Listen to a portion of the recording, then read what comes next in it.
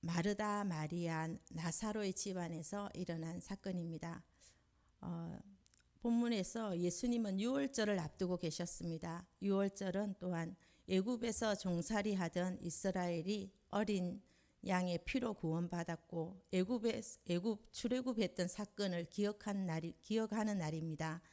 이 말의 의미는 이제 곧 어린 양이 죽으실 시간이 다가오고 있다는 뜻이기도 합니다. 예수님은 세상의 죄를 지고 가는 하나님의 어린 양이시기 때문입니다.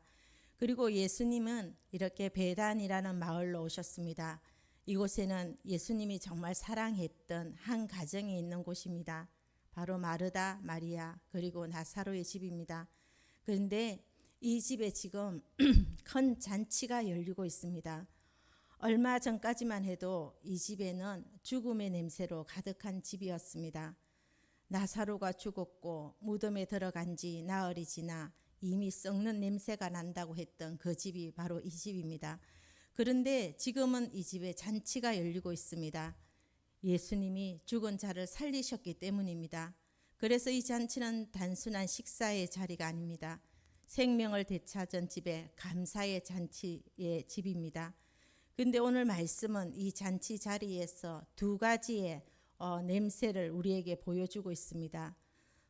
본문 2절을 보게 되면은 거기서 예수를 위하여 잔치할세 마르다는 일을 하고 나사로는 예수와 함께 앉은 자 중에 있더라.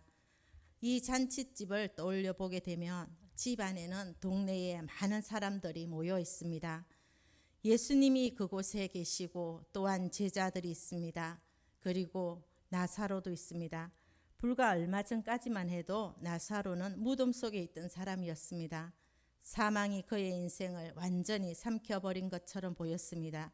그런데 놀랍게도 지금은 예수님과 함께 잔치 자리에 예수님 옆에 앉아 있습니다. 유대 문화에서 같이 식탁에 앉는다는 것은 단순한 밥을 먹는다는 의미가 아닙니다. 이것은 당신은 이제 나와 함께 하는 사람입니다 라는 뜻입니다. 우리는 한 공동체입니다. 이런 의미가 담겨 있습니다. 지금 나사로는 예수님과 함께 생명의 식탁에 앉아 있는 사람이 되었습니다. 사실 이 장면을 보게 된다면 우리의 이야기이기도 합니다. 예수님을 만나기 전 우리도 성경에서 말하는 것처럼 죽음 가운데 있던 사람들이었습니다. 죄와 절망 속에서 또한 인생의 방향을 잃고 스스로 그 죄에서 빠져나올 수 없던 사람들이 바로 우리들입니다. 그러한데도 예수님은 우리의 인생에서 건져주셨습니다. 지금 우리는 그 생명의 자리에 앉아 있는 것입니다. 오늘 본문에서는 세 사람의 모습을 보여줍니다. 먼저 마르다입니다. 마르다는 일을 하고 마르다는 여전히 섬기고 있습니다. 사실 우리는 마르다를 바라보면서 누가복음의 장면을 떠올리면 마르다는 굉장히 분주한 사람이라고 생각할 때가 있습니다. 오늘 본문을 보게 되면 마르다는 여전히 예수님을 섬기고 있습니다. 그리고 그 예수님을 위해서 음식을 만들고 있고요. 예수님을 사랑하는 사람은 가만히 있을 수가 없습니다. 그래서 누군가는 예수님을 사랑하기에 주방에서 음식을 준비하기도 합니다. 또 누군가는 안내를 하면서 교회에 오는 분들을 맞이하기도 합니다. 누군가는 예배의 자리를 정리합니다. 누군가는 또한 하나님의 찬양을 준비하기도 합니다. 이 모든 것의 섬김은 바로 예수님을 위한 섬김인 것입니다. 그리고 나사로입니다. 성경은 말하고 있습니다. 나사로는 예수와 함께 앉은 자 중에 있더라. 나사로는 지금 특별한 무언가를 하고 있지는 않습니다. 그저 예수님과 함께 있습니다. 예수님과 함께 앉아 있습니다. 하지만 이것 자체가 강력한 메시지입니다. 왜냐하면 나사로의 존재 그 자체가 예수님의 능력을 증거하고 있기 때문입니다. 사람들은 나사로를 보면서 아마 생각했을 것입니다. 저 사람은 죽었다고 살아난 사람이라고. 그러니까 나사로는 굳이 길게 말을 하지 않더라도 이미 살아있는 간증을 하고 있습니다. 신앙은 때로 말보다 삶으로 증거가 됩니다. 어떤 사람은 그저 살아가는 모습 그 자체가 하나님이 살아계신다 이렇게 말하는 간증이 될 수 있습니다. 오늘 본문의 장면 3절입니다. 마리아는 지극히 비싼 향유 곧 순전한 나드 한 건을 가져다가 예수의 발에 붓고 자기 머리털로 그의 발을 닦으니 향유 냄새가 집에 가득하더라. 이 장면은 우리가 너무나 잘 압니다. 너무나 잘 알아서 익숙하게 읽고 지나가기 쉬운 장면입니다. 그런데 사실은 이 장면은 당시 현장에 있던 사람들에게는 굉장히 충격적인 장면입니다. 우선 성경은 이 향유를 지극히 비싼 향유, 순전한 나드 한 건이라고 합니다.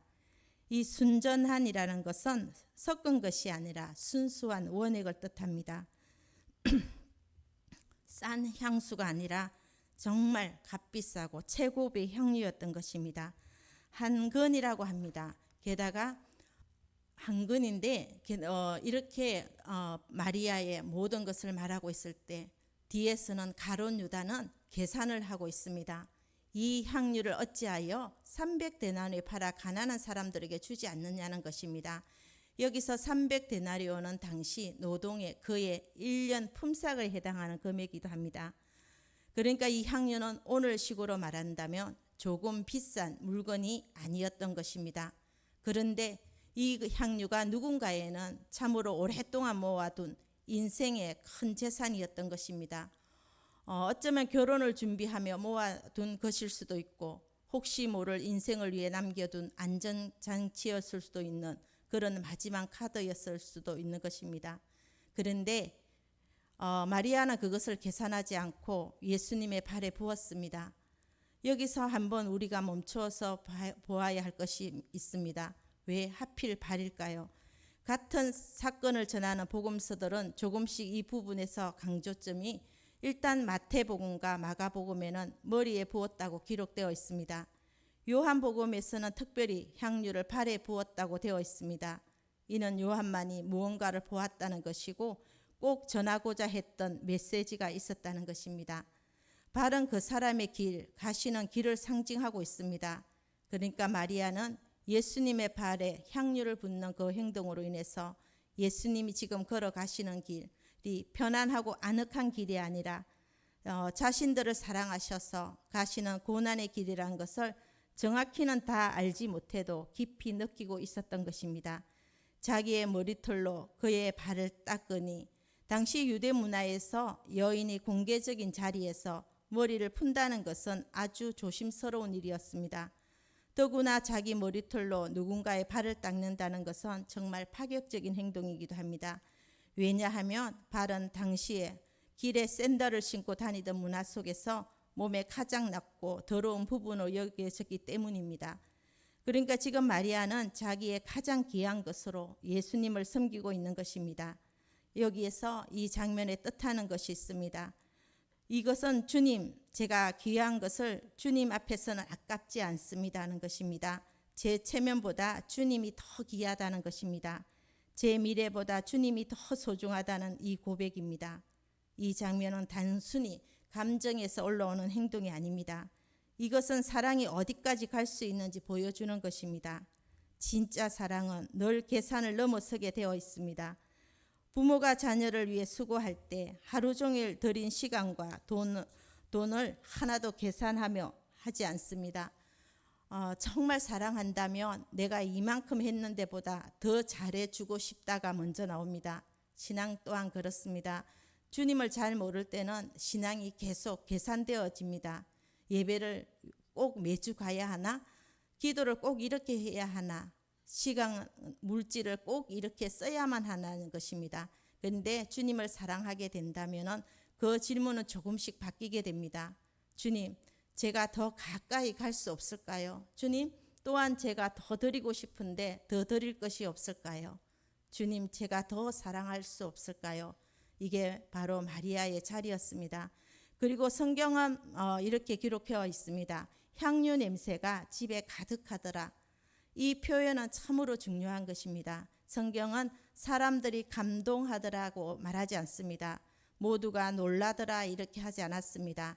성경에서 말합니다. 향유 냄새가 집에 가득하더라. 이것은 바로 얼마 전까지 이 집에는 다른 냄새가 있었기 때문입니다. 요한복음 11장에서 나사로의 무덤 앞에서 마르다는 이렇게 말했습니다. 주여, 죽은 지가 나흘이 되었음에 벌써 냄새가 나나이다. 이 집이 바로 그 집이었습니다. 얼마 전까지만 해도 죽음의 냄새가 가득했던 집이었습니다. 절망의 냄새가 있었습니다. 눈물의 냄새가 있었던 것입니다. 끝났다는 체념의 냄새가 있었습니다. 그런데 이제는 이 집에 향유 냄새가 가득합니다. 예수님이 오시면 죽음의 냄새가 생명의 향기로 바뀐다는 것입니다. 예수님은 단 죽은 나사로 한 사람만을 살린 것이 아니었습니다. 그 집의 분위기를 바꾸셨고 그 집의 공기를 바꾸셨으며 그 집에 밴 절망을 바꾸셨습니다. 그리고 이 은혜를 경험한 사람이 이제는 자기 사랑으로 예수님께 응답하고 있는 것입니다. 마리아가 향유를 붓자 한 사람이 입을 열었습니다. 4절과 5절입니다. 제자 중 하나로서 예수를 잡아줄 가룟 유다가 말하되 이 향유를 어찌하여 300데나리온에 팔아 가난한 자들에게 주지 아니하였느냐. 겉으로 보면 정말 가룟 유다의 말은 굉장히 그럴듯했습니다. 정말 옳은 말처럼 보입니다. 그런데 성경은 그 마음을 곧바로 드러냅니다. 6절입니다. 이렇게 말하면 가난한 자들을 생각함이 아니요 그는 도둑이라 돈 괴를 막고 거기 넣는 것을 훔쳐감이더라. 성경은 참 정확하게 사람의 마음을 꿰뚫어 봅니다. 유다는 가난한 사람을 위하는 척 말했지만은 실제로는 돈 냄새를 맡고 있었던 사람이었습니다. 한쪽에서는 향유 냄새가 가득하게 났습니다. 다른 한쪽에는 돈 냄새가 납니다. 마리아는 예수님만 바라봅니다. 가룟 유다는 가격표만 보고 있습니다. 마리아는 사랑을 표현하고 있습니다. 그런데 유다는 비용을 계산하고 있었습니다. 마리아는 주님이 얼마나 귀하신 분인가를 말하고 있습니다. 그런데 가룟 유다는 얼마짜린가를 말하고 있습니다. 같은 장면을 보고도 어떤 사람은 사랑을 보고 있습니다. 그런데 어떤 사람은 숫자만 세고 있습니다. 사람은요, 자기 마음에 가득한 것을 보기 때문입니다. 사랑이 가득한 사람은 사랑을 봅니다. 욕심이 가득한 사람은 욕심만 바라보게 됩니다. 은혜를 아는 사람은 은혜를 바라봅니다. 오늘 본문이 우리에게 주는 도전은 아주 분명합니다. 주님 가까이에 있어도 마음이 돈에 묶여 있다면 유다처럼 될 수 있다는 것입니다. 이것은 참 두렵습니다. 유다는 예수님 곁에 늘 있었습니다. 예수님의 제자였습니다. 또한 말씀도 늘 들었습니다. 또 기적도 모두 보았습니다. 예수님과 함께 먹었습니다. 그런데 가룟 유다의 마음은 예수님보다 돈 쪽으로 더 기울어져 있었던 것입니다. 그러니 결국 향유 냄새보다 돈 냄새에 먼저 반응합니다.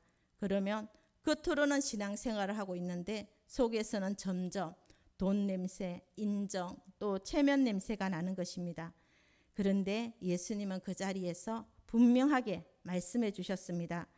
예수께서 이르시되 그를 가만두어 나의 장례할 날을 위하여 그것을 간직하게 하라. 가난한 자들은 항상 너희와 함께 있거니와 나는 항상 있지 아니하리라 하시니라. 이 말씀은 가난한 자를 무시하라는 말씀이 아닙니다. 예수님은 평생 가장 낮고 낮은 자리에서 병든 사람과 가장 가난한 사람들을 돌보셨습니다. 예수님은 지금 이 순간의 영적인 의미를 말씀하고 계십니다. 지금은 그냥 향유를 부은 사건이 아니다는 것입니다. 지금은 단순한 이 낭비가 아니라는 것입니다. 내가 십자가를 향해 가는 결정적인 시간이라는 것을 뜻하고 있습니다. 그리고 놀랍게도 그 의미를 알아본 사람은 12제자들이 아니었습니다. 바로 마리아였습니다. 가장 가까이 있다고 해서 가장 잘하는 것은 아니었습니다. 주님의 마음을 정말 아는 사람은 주님 가까이 사랑으로 머무는 사람입니다. 마리아는 예수님의 발 아래에 자주 머물렀던 사람 중에 한 사람이었습니다.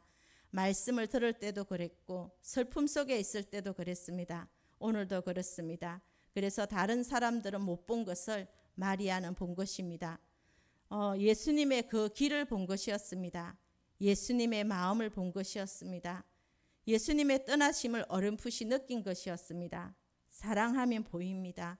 억지로는 안 보이던 것이 사랑하면 보이는 것입니다.